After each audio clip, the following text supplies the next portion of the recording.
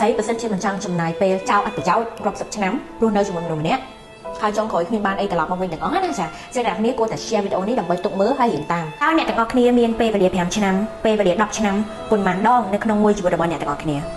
បើសិនជាក្នុងរយៈពេលនេះអ្នកទាំងអស់គ្នាចំណាយពេលធ្វើរឿងដែលអ្នកទាំងអស់គ្នាជិះធ្វើតាមចាប់ក្តីសម័យរបស់អ្នកទាំងអស់គ្នានោះវាគឺជារឿងមួយដែលល្អមិនជារឿងមួយដែលគួរសោកស្ដាយទេក៏ប៉ុន្តែបើសិនជានៅក្នុងកំឡុងពេលនេះចាអ្នកទាំងអស់គ្នាបែរជាចំណាយពេលរស់នៅជាមួយមនុស្សម្នាក់ស្រឡាញ់មនុស្សម្នាក់លះបង់ដើម្បីមនុស្សម្នាក់លះបង់ក្តីសម័យរបស់ខ្លួនឯងលះបង់អាជីពការងាររបស់ខ្លួនឯងដើម្បីមករស់នៅជាមួយនឹងភាគីម្ខាងទៀតក្នុងកំឡុងពេល5ឆ្នាំ6ឆ្នាំឬក៏10ឆ្នាំនេះ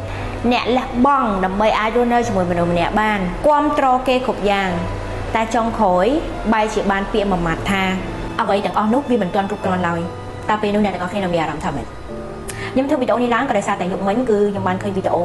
របស់ Nas Daily ចាគាត់គឺជា YouTuber ដែលល្បីខ្លាំងមែនតើវីដេអូរបស់គាត់មួយណាក៏ view រាប់លានដែរមិញនេះគឺគាត់បានផុសវីដេអូចុងក្រោយជាមួយនឹងសង្សាររបស់គាត់ចា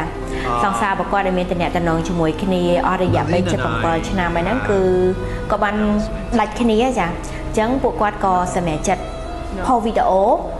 ជាមួយគ្នាជាចុងក្រោយចាពួកគេដាច់គ្នាដោយរបៀបសន្តិវិធីអត់ឆ្លោះគ្នាអីទាំងអស់អញ្ចឹងវីដេអូនោះផុសយប់មិញតបាន24ម៉ោងណាក៏ប៉ុន្តែ view គឺ7លាន view ឯងគឺល្បីខ្លាំងមែនតើបន្ទាប់ពីបានមើលវីដេអូគាត់ហើយគឺខ្ញុំមានអារម្មណ៍ថាម្នាក់ស្រីហ្នឹងគាត់គឺជាជនរងគ្រោះខ្ញុំមិនដឹងម្នាក់ស្រីហ្នឹងខ្លាំងមែនតើហើយខ្ញុំគិតថាម្នាក់ប្រុសហ្នឹងគាត់គឺជាបុគ្គលមួយដែលអាត្មានិយមខ្លាំងមែនតើ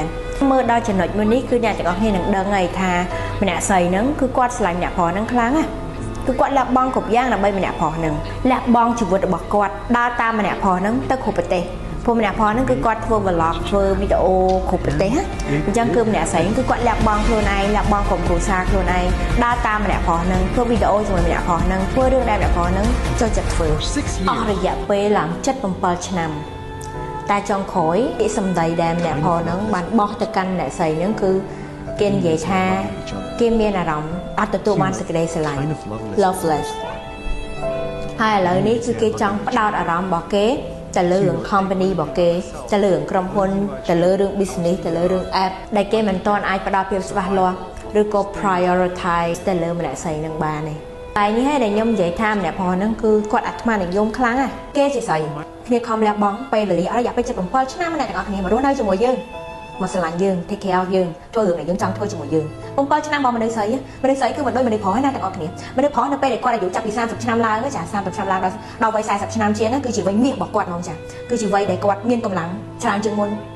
ចិត្តទឹកច្រើនជាងមុនស្អាតជាងមុនចារូបរាងរបស់មនុស្សប្រុសគឺស្អាតជាងមុននៅពេលដែលចាប់ផ្ដើមពីអាយុ30ឆ្នាំឡើងបើយើងចេះថែរក្សាយើងចេះតែជិមទៅអីណាហើយយើងមានលុយមិនតិចទៀតគឺស្អាតជាងមុនឆ្ងាយស្អាតជាងកាលពីវ័យ10ឆ្នាំជាងស្អាតជាងកាលពីវ័យ20ឆ្នាំជាងឆ្ងាយខុសពីមនុស្សស្រីនៅពេលដែលវ័យគាត់ចាប់ពី30ឆ្នាំឡើងគឺគាត់ចាប់ផ្ដើមចាស់ហើយធម្មជាតិគឺមកអញ្ចឹងគាត់ចាប់ផ្ដើមជ្រុះសក់